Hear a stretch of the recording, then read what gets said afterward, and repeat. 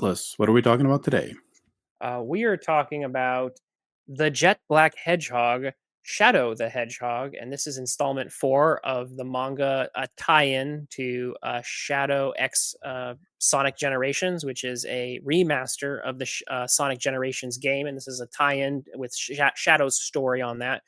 And the whole pitch behind that is that either Sonic or Shadow are tossed into kind of a timeless void and have to kind of replay through some of their greatest hits over time to achieve a goal.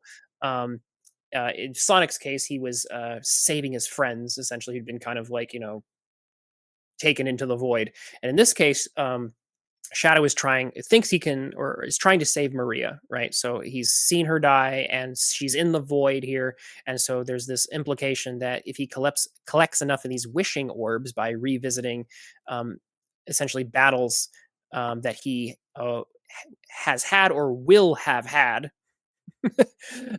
from the games, he'll be able to restore Maria. And so he's slowly kind of bringing her back to life.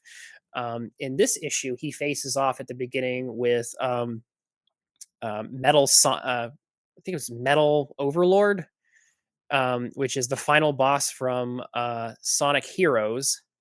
And then he ends up fighting off with Nephiliz the Dark, which is part of the final boss of Sonic '06, which is considered by many to be the worst Sonic game ever released. So this is a bit of a redemption arc for Sonic '06 because Mephiles ends up being quite a challenge for Shadow. Although, like I said, most people will say that is the worst Sonic game that ever got created.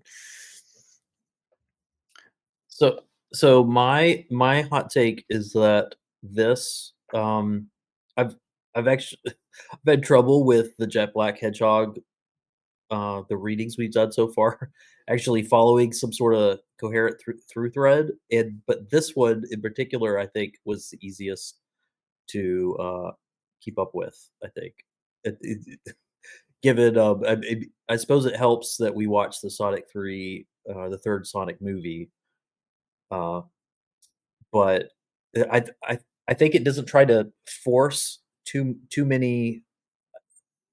I don't know what the other ones were doing that was a little confusing. Maybe compressing fight scenes or um, relying too much on people's knowledge of who these particular bosses are and what the motivations are for fighting them. But this one kind of lays it out pretty straightforwardly, which I appreciated.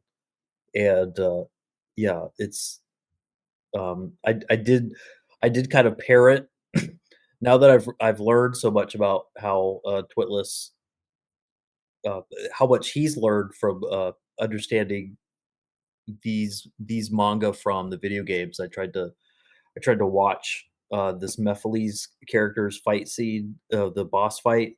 Apparently, I watched it from Sonic Generations, which is the wrong one to be watching. I should have been watching it from Sonic 6. But I mean, if he shows up in both, either of them will work.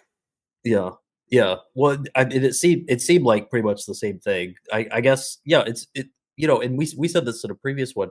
It works really well with shonen manga. I think is what's happening here. Yeah. It's just like it's operating in that mode in a really successful way. And yeah, I had a fun time with this. Let's take a brief pause to hear from the awesome creators joining us today and find out what cool projects they're currently working on. Hey guys, if you love sword and sandal historical fiction with a healthy dose of ancient Roman and Egyptian fantasy mixed in, then check out Kyrie. We've got 450 pages printed so far, a fourth book on the way. Order your books today at curiecomic.com. Modern day, classic superhero storytelling. Get The Adventures of Omega Girl, issues 1 through 5, now on Indie Planet. Thank you to our awesome creators, and now back to the video. There's also Black Doom and Doom Morph. Like there's so many adversaries here that Shadow fights. What I liked in the opening, and I think this is maybe some of your confusion for the previous issues, Matsy, is that there was a lot of focus on establishing what's happening with Maria and him being in that space station. And then suddenly it goes to the white space and she's, dead and he's trying to resurrect her. And there was some like misdirection, like where exactly is the established narrative for this story. Here, he's pretty much moved past mostly the Maria aspect of the storyline where she's pretty resurrected. She's got her sight back. And I think there's just another wishing orb that he's supposed to find before he can fully bring her back to life. But a lot of this issue just focused on all of these kind of interesting fights. Like I kind of liked Mhm. just the fun little romp here of how these villains are able to challenge Shadow and their powers and things like that. I liked some of the visuals here and Mhm. some of the dialogue. Like it was just an exciting little issue that really didn't serve a whole lot of purpose other than to like pit him against a bunch of big bads after establishing a little bit of the relationship story that he has with Maria in the beginning, getting it out of the way quickly. At the end, though, we get to see where this is all headed, and Yeah. if you were, if you're a big Sonic person, you probably saw this from a mile away, and if you played the game, you're familiar with it too. But we're gonna end up with Black Doom, right? And that's who we kind of end with this particular installment with. We're headed towards that, and that's kind of an inevitability if you're dealing with Shadow's story. I hate Black Doom. I'll say very quickly why. Oh, he looks cool.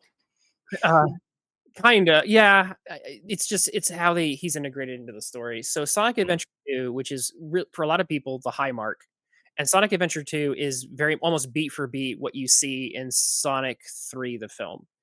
And it's Shadow being kind of misled and going on that quest for vengeance and trying to kind of destroy the world, and Robotnik getting caught up in that.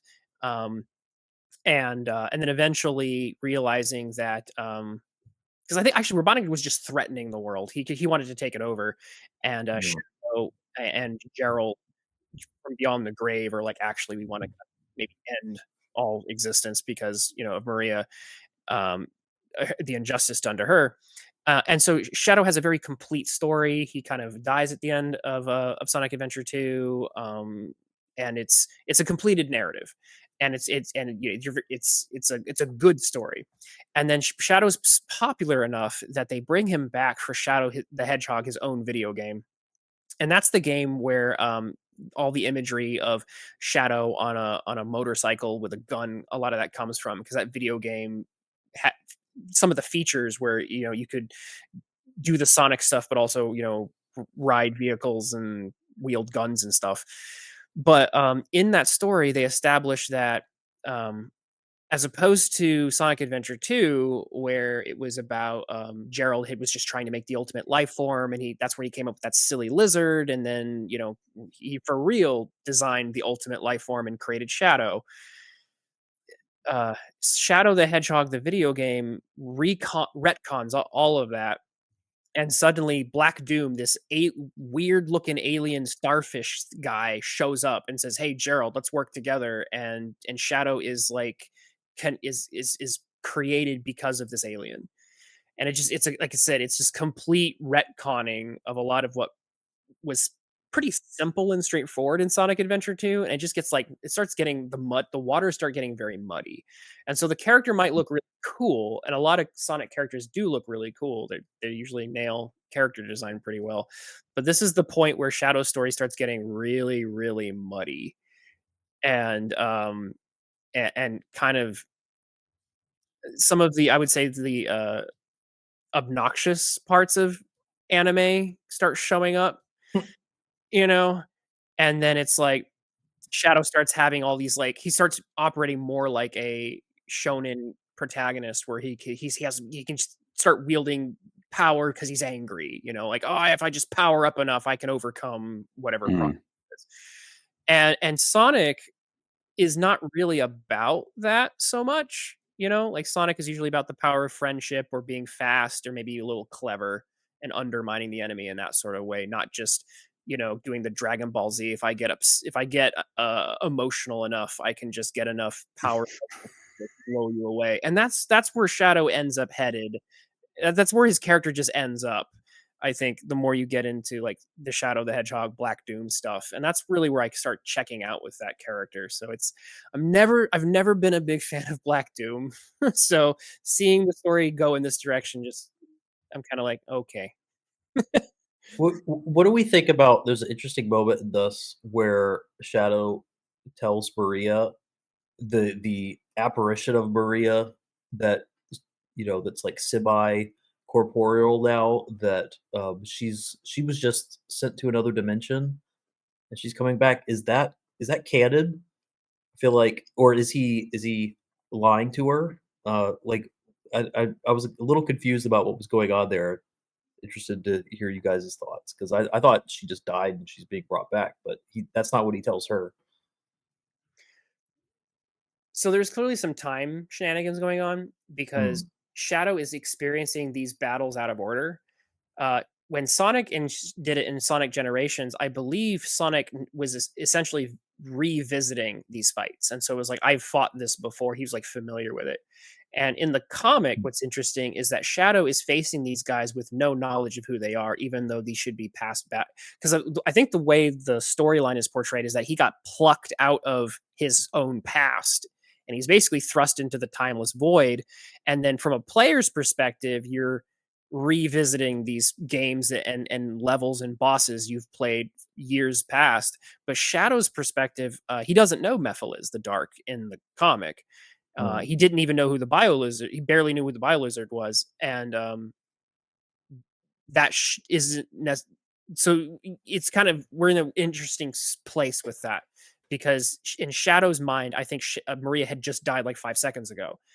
mhm. So like it's his experience of these events is chronologically different than what Sonic's experience of this is in the Generations plot. That's fascinating. Hmm. I mean, And the little bug eye guy too is connected, I think, to what's going on with this too. so the manga is doing some interesting things here. At least it's playing with the canonical story elements and Mm, restructuring them in a different way. Maybe, we won't get the Super Saiyan Super ren Saiyan, yeah. yeah, Super Saiyan rendition of Shadow, with the introduction of Black Doom. Maybe they'll subvert our expectations. I feel like that's where we're headed, especially since he's getting all these new like superpowers, all his new Doom morph, and all these like Chaos Spear, and it's like he's just gonna get more and more powerful, and I don't know. It just yeah. I don't know. I think if this was a Knuckles, manga, you wouldn't be quite so pessimistic, but, you are correct. If it were a Knuckles manga, I would be worse. I would just be a kid in a candy store. You could do no wrong. final thoughts, guys. Matsy. This is when Sonic, the Sonic universe really clicked for me as a shonen manga. And I think, like Walred said, it was probably because it just had more fun spending time in the fight scenes and the setup, the exposition setup stuff it was already set up in previous issues, so we got to kind of spend time with that, and the only kind of lore elements had to do with the character we already understand very well, which is Maria. So it was I think this was a fun experience. Just kind of that was the ultimate boss. No, wait, there's an even bigger boss ahead of him. I think it was done well. I mean, it's really professionally drawn. Amada Yuki does a fantastic job, so it's a fun experience. Twitless. All right. If you like, Solid. I think if you like Shadow, I think you're gonna like this a lot. If you're a little more lukewarm on Shadow, I still think it's a very I think competently drawn shonen manga. I think it works there. So like I what it really is what you see on the tin is what it is. So Mm. Thank you very much for checking out the video. Subscribe, like, and stay tuned for more.